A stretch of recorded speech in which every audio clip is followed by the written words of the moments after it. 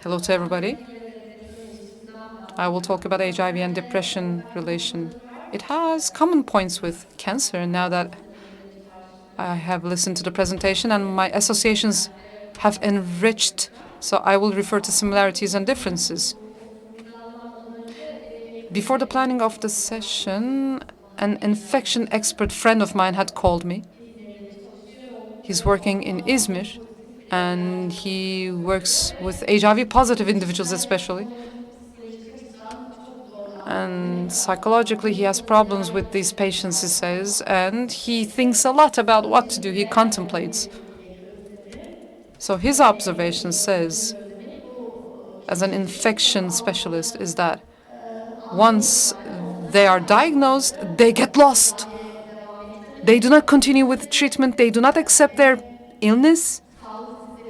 And they also have their records erased from the health system. So it's a very difficult topic. It's a challenging topic. Let me talk about the history. The first HIV case was detected in the United States in 1981 among homosexual men, especially Kaposi sarcoma and atypical pneumonia were some of the factors.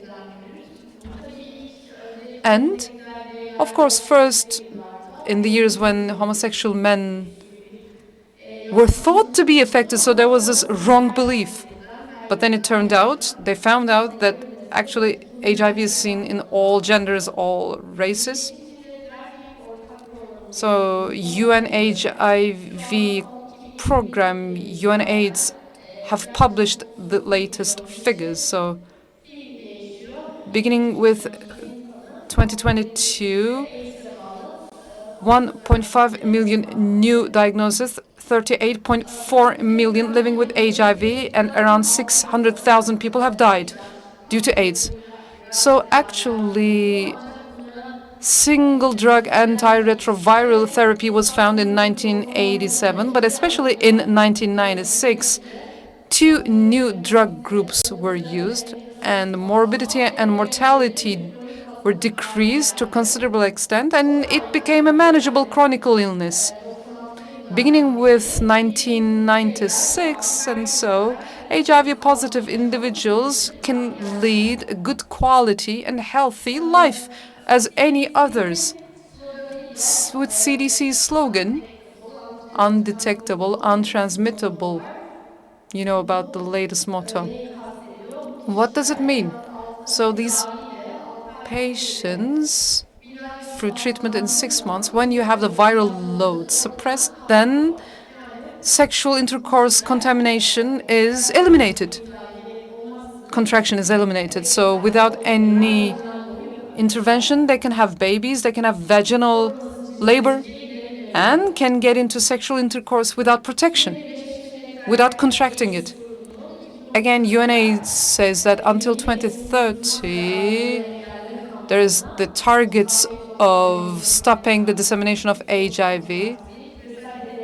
So they have the global targets, first of which is that 95% of the world and the population of the whole world has HIV test done and get diagnosis, and 95% of HIV positive have access to therapy, 95% of them having their viral loads indetectable levels, and the most importantly, those patients with suppressed viral loads having their rights and using their rights without any discrimination. This is the target in the long run. And when we look at the situation in Turkey, dissemination is rather low, but there has been a rapid increase. It's one of the several countries. 460% in 10 years. It's the only country. According to the Minister of Health figures, around 4,000 persons in 2019, 2,900 persons in 2020, and very few people in 2021 due to COVID-19. Some people didn't get diagnosed because they didn't apply to the hospitals. That's why lower numbers of diagnosis. According to specialists, there is 2 or 3-fold of HIV cases compared to these figures. But even with these figures, around 8 persons receive HIV diagnosis per day in Turkey. And the research says that 77% of the society do not have updated information about HIV, and 75% do not know that HIV positive persons can lead their lives normally. And there is stigmatization and discrimination concerns. That's why considerable number of people do not want to get diagnosed, do not get tested. Therefore, the numbers are thought to be much higher. Diagnosis is very important because if these people receive treatment, then they can lead their lives as healthily as any other. And the contraction risk is eliminated. So HIV combat against HIV until 2030 are some of the things being talked and elaborated. But there is HIV/AIDS, unipolar depression, and ischemic heart disease that are going to be the 3 main reasons of the illness load. If to talk about HIV, it's a member of the Retroviridae family, lentivirus, type 1 and type 2, T4 lymphocytes. It is integrated into the nucleus, which makes the cure almost impossible because once it is integrated into the nucleus and the cells are being replicated in humans, therefore complete therapy is not possible for the moment. So contraction is, as you know, unprotected sexual intercourse, blood products, and mother to baby. So there are 3 phases of untreated HIV. Acute phase, so you have fever type symptoms, and there's also asymptomatic phase. This is chronic HIV infection. So this might take years and years, and the person can contract it. And there's no AIDS diagnosis, symptoms here. But then there's the advanced stage. Then there's opportunistic infections and rare cancers like Kaposi sarcoma, pneumocystis carinii pneumonia, and non-Hodgkin lymphoma. Together with HIV, there's comorbidity, psychiatric illnesses that are very important. Epidemiological studies show that there's substance abuse, especially if there's blood injection, it's a risk factor. Depression, post-traumatic stress disorder, sleep disorders, and psychiatric symptoms like psychosis. So it's much higher when you compare with the general population. But despite this high risk, these symptoms might be overlooked. The psychiatric comorbidities, as you know, HIV has brain involvement, neuro-AIDS. It might lead to cognitive disorders. But independently, the clinical conclusions, results are exacerbated. So frequent hospitalization and higher rates of death. Depression is much seen in HIV-positive patients. When you look at the relationship, of course, HIV diagnosis is a very challenging diagnosis, but there's a whole severe anxiety that the diagnosed persons go through, and there's also suicide risk in the first diagnosis. But it doesn't mean that they all will go through depression, so it might be compliance disorder, especially in the first phases. And psychotherapy will yield positive results in terms of support. But depression is the most commonly seen neuropsychiatric disorder, together with substance abuse, exacerbating quality of life. 2 to 4-fold more depression cases compared with general population. Being woman is a risk factor, and in studies on women, it is higher in comparison with general population, and 80% of the depression cases is severe depression. It's not only common, but also severe. And in various studies, this is being verified. The relationship between HIV and depression is rather complex. It might be a risk factor for contracting, and depression might be also a result of HIV illness itself, because it is permanently existent in the central nervous system. There's also social factors, social stigmatization, sexual function disorders, and the thought of living with an illness forever until death, and the risk of death are some of the risk factors. So here I say there are some data that says that there are psychopathological symptoms involved, and behavior and lifestyle changes. So when you look at the psychiatric illnesses in general, especially for those persons who are sexually active, there is more than one partners, injection, substance abuse, and unprotected sex behaviors are seen. And a study with 420 persons, men who use injection, they have higher depression as well as risky behavior. In HIV infection persons, some of the risks are being a woman, having a previous depression history, low income, low social support, personality characteristics, self-blame, having difficulty in coping with the diagnosis. So depression is seen more in these patients. First of all, there are neurobiologic chains based on the existence of virus. Here there are many evidences. Also, there are some virus-induced mechanisms in peripheral and in central nerve system. Hypostomic neuronal axis and sympathetic autonomous nerve system can be induced too. According to a study, the serum CRP conditions have been shown to be related with this CRP situation. Also, long-term activation of the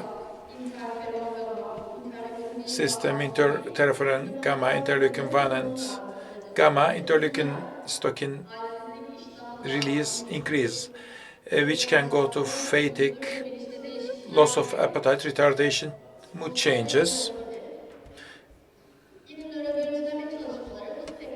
Neuroimaging works is showing that these statins are including basal ganglion,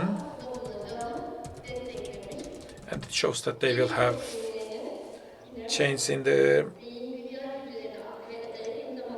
moods. HIV proteins will be contributing to depression by activating some proteins, according to certain studies. These pro-inflammatory stop-tokin are activating tryptophan fragmenting enzyme, and they are affecting serotonin, serotonic transmission. If they are taking antiretroviral treatment, they have a lower depression treatment, and there is a significant change here, which shows that antiretroviral treatments might be related to inflammation systems which are protecting against depression. Not only biologic reasons, but also psychosocial reasons are important. They are chronic and life-threatening if not treated, having an effect on daily life and interpersonal relations. Since it is sexually transmitted, it can cause a stigmatization, and they should show a close adherence to the antiretroviral therapy. Also, they are complying with other comorbid situations, isolation, lack of support, drug use, violence might be important factors leading to depression, especially stigmatization is the main topic. Lack of social support and stigmatizations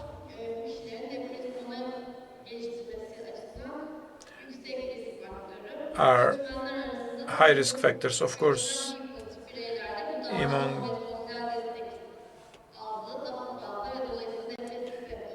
refugees or the migrants, these depressive symptoms are even more. To show it on the shape, on the figure, HIV infection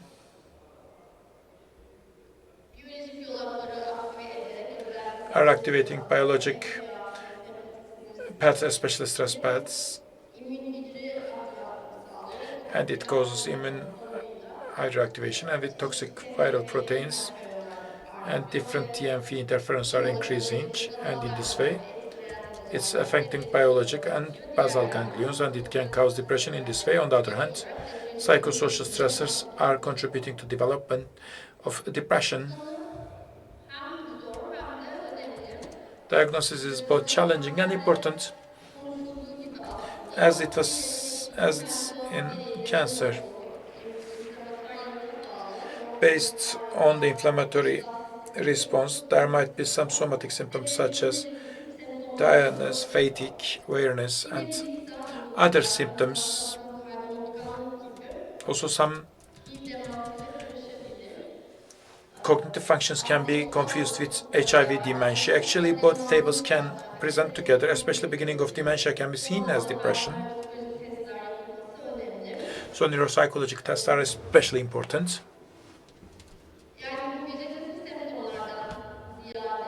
Rather than vegetative symptoms, just as Ömer Bey already said, depressive view, apathy, pessimism, anhedonia, and similar emotional and cognitive dimensions of depression might be more important rather than somatic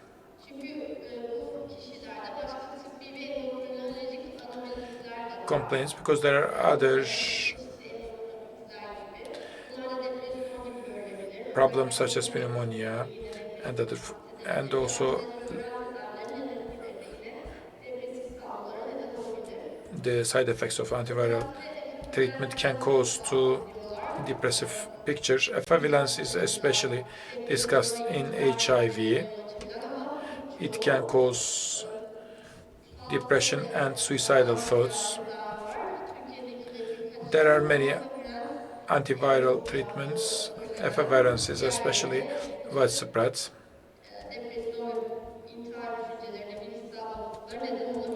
and others can cause to depression, suicidal thoughts, and other cognitive problems. Treatment is important because